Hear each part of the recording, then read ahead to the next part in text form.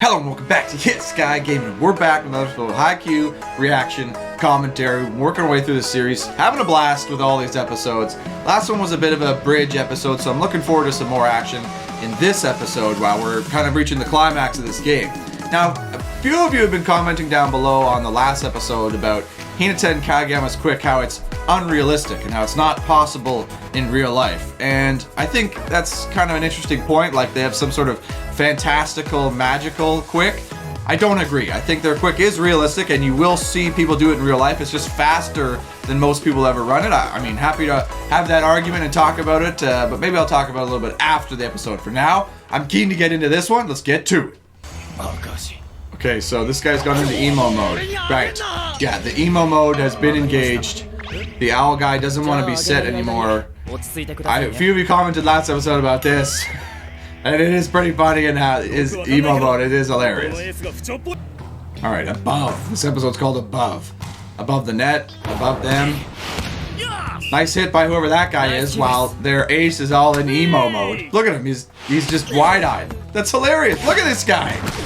Okay, right off the bat, I know they're kind of making a little bit of a joke about it. Oh yeah, he's going emo mode, but it is actually something you see players do. Something happens on the court where they get packed or they get massive block or something happens and then it totally flips the dynamic of the game. You've seen that happen so many times. Maybe red card by the ref, somebody's chirping from the stand, like something happens to change the flow on the court. So it's kind of interesting that he hit it in the net, which is just one error. He's a bit sensitive. If he's gonna get all pissed after hitting it in the net once. So like, hey, it'd be a little bit tougher, but sometimes that does happen for sure. So it is funny to see this.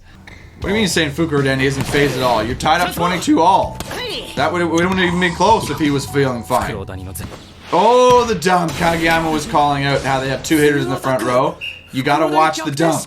Absolutely. That setter's pretty good, I guess. Oh, Asahi, you got dug. Easy. We're used to Bokuto slumps.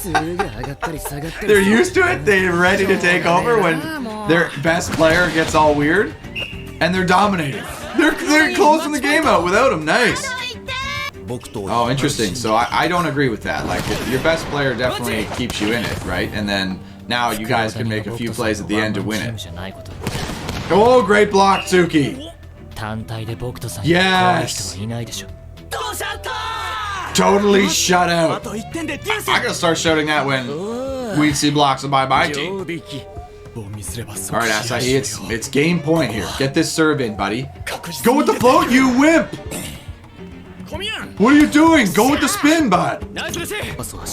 So he sets the ace, because he's like set them up by not setting him for a while. But is he fully ready? Okay, here we go, buddy. Full on aggressive. Absolutely unloads on it. Through the seam in the block. They left a huge seam and he scores.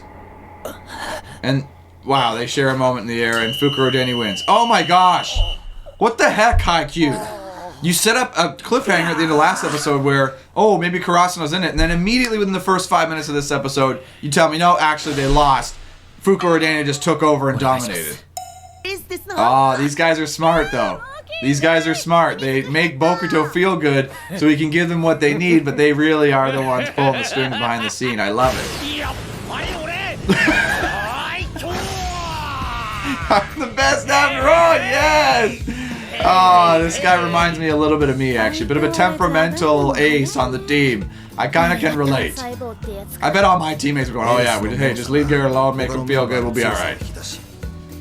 Yeah, Asahi's saying that his serve was not good at the end, and it absolutely is true. Absolutely is true. So Coach just made kind of a small point there. Again, I find it interesting how they focus on some of the minor things of volleyball and then glaze over quickly some of the actual true and intricate volleyball points in this show. Coach was saying, hey, when you're serving, like, you know, nobody wants to be the one to end the game on their mistake, on their attack or pass or whatever, but when you're serving, it's the only time you're fully in control. So you got to go back there and put in a winning serve. Like, nobody's shying away when you're at the back line because you got to get the win. And he's talking to Asahi, you float served it in when he should have spin served it in. I kind of find that interesting how they did that, which he obviously did. He got scared. And yeah, so hopefully next time he goes for a full rip. Just hope he doesn't miss. Okay, so now we get the lecture from Takana.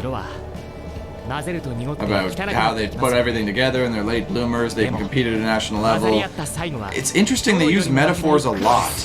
The color dipping metaphor to be muddled and brown. Yeah, the black color, like... Okay, so I'm not the only one who have a hard time understanding that metaphor. He likes to talk in metaphors. I kind of like them sometimes. The cog one was pretty good. The color one, I think it's fallen flat. Oh my gosh. That's how you just realize if they don't make it through, they're not coming back. Amazing line. I gotta, like, love... There it is. Negative goatee.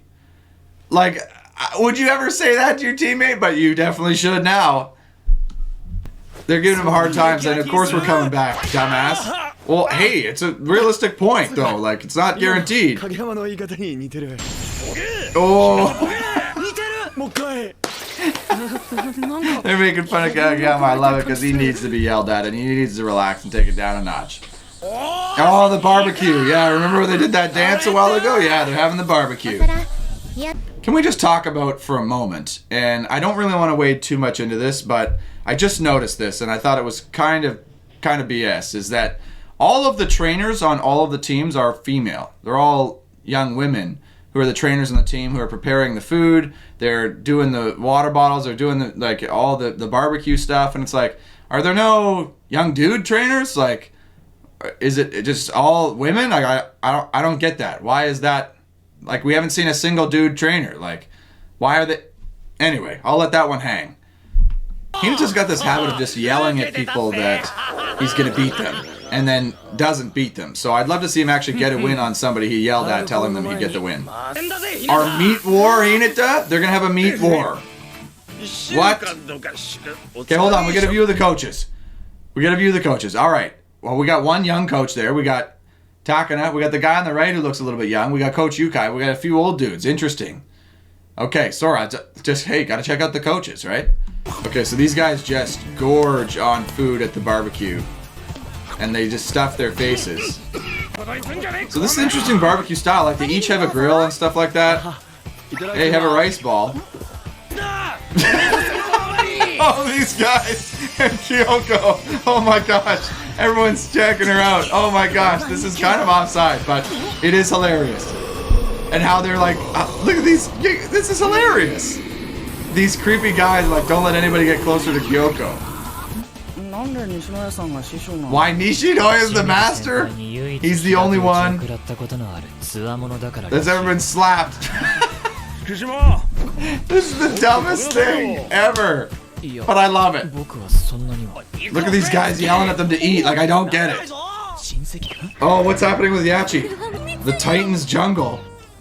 What, is she into all these dudes? I don't get it. She wants some meat, but she can't get in there. Might be eaten by accident. Yachi, just relax, would you? Oh, this guy's being very nice. What? Okay, Yachi, relax. Like, you stand with monsters all the time on your team.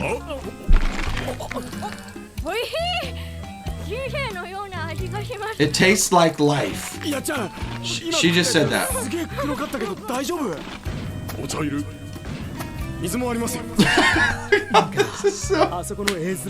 This is so strange. Again, with this nonsense. Okay, you'd rather have them surround them. It's all the girls who are the trainers. Our Fuka Rodani managers are already top tier, but combined with the... What is with them creeping on these female managers? What are they gossiping about all their players? It's competition. I mean, be nice, but don't be telling the secrets.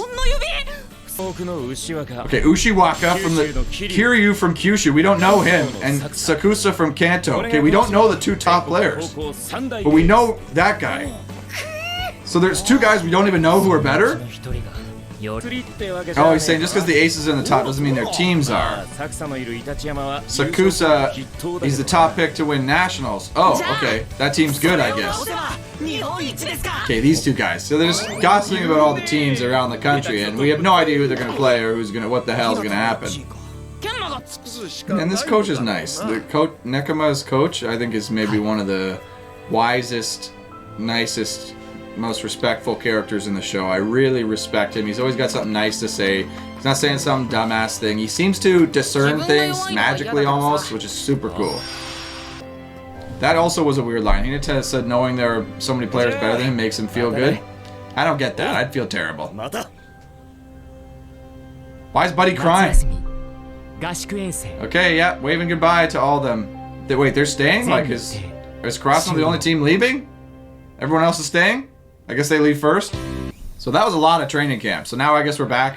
Oh! The prelims! Go to the qualifiers.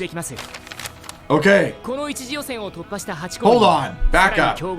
Okay, so we gotta look at this for a second.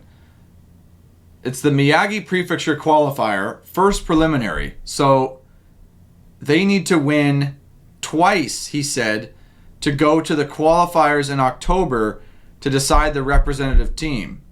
So, but I don't get that. This draw has more than 2 games. Actually, no, it doesn't. So if they're a top seed, say they were the first seed, then they get to play the winner of 2 and 3, so that's their first game, and then they play the winner of 4, 5, and 6 to be the number 1 representative to the October. Okay, so this is the preliminary, so interesting. So they just need to win 2 games to make it to that next tournament, it seems like. If I have that wrong, hit me up in the comments below. I need to know this. 8 schools that make it through the first prelims will be joined by 8 more powerhouse schools. Oh, I see. Play in the tournament, decide who goes to nationals in October.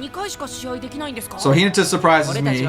Okay, so top 16, so they get the bye. Okay, so they get the bye because they're in the top 16. That's great news because they performed well. That was emotional. Kyoko said it was her last, and yeah, it is sad.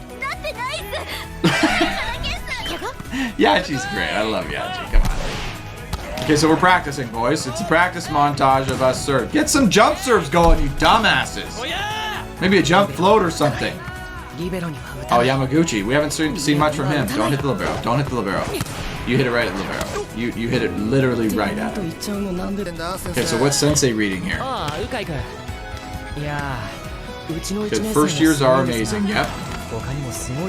So many other first years who are talented. So they have a magazine.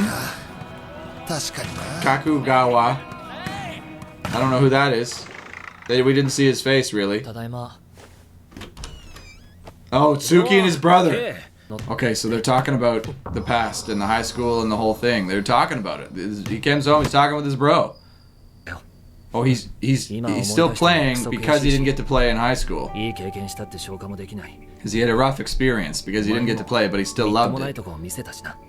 And he kind of disappointed and lied to his brother. I mean, that's a big moment. So now he's playing to play and get that experience. So he's having fun with it, I guess. Good for him.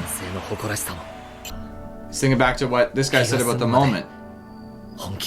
Yeah, okay, I mean, good for you, Tsukishima, senior, or brother, or older. I don't know what to call him. Oh, Coach Yukai. Oh! Go to old Yukai. Yes! I like this guy too. So Kageyama goes to Coach Yukai, I guess. Oh, they keep messing up. Okay, so the girls are here watching, and they keep screwing up. What, this guy? What? I don't... What are they shocked at? They pounded one? So they saw the crow fly, I guess. I don't know. Oh, we're at Date. So these guys are back over the summer, I guess. This is the team they battled with before. And it's the guy with no eyebrows. I guess we got a shot of them. Onion Head. So Oikawa is back with this team. I mean, yeah. That was... Who was that? I forget. So who's this team? This guy's a new guy. Never seen that guy. He's got piercings. So he's badass. They got a guy with a beard and a ponytail. So that's new. The greater serves the lesser. I don't know what that means. So we've seen this guy though. We've seen this guy for sure.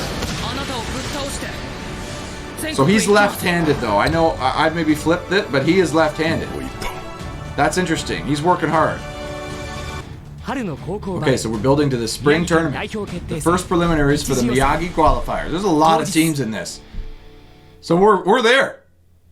All right, guys. Well, that'll do it for this episode. It's finished up. I guess we're moving into the preliminary, so we're gonna see some more matches. And judging by how long this season is, I don't know. I can probably guess, but they make it pretty far. I have to assume.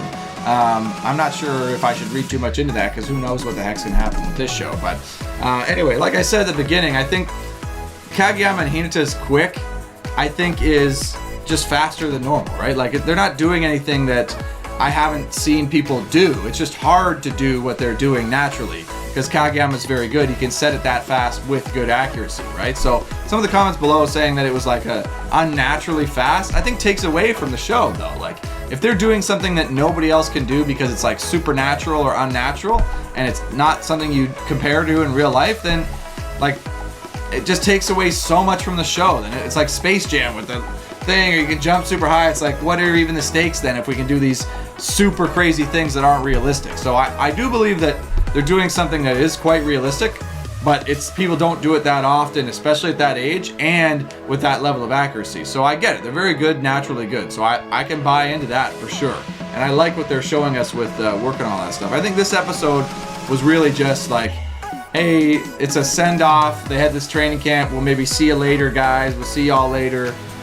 Because, you know, we had this training camp. We got to know the other characters. We'll plant that seed for later. We'll have a bit of a transition episode. But now, I guess, heading into next episode, it'll be full on into the tournament. So, you know I like the competition. I'm looking forward to that. So, anyways, that'll do it for this episode, guys. Thank you so much for watching. We'll see you next time on Sky Game.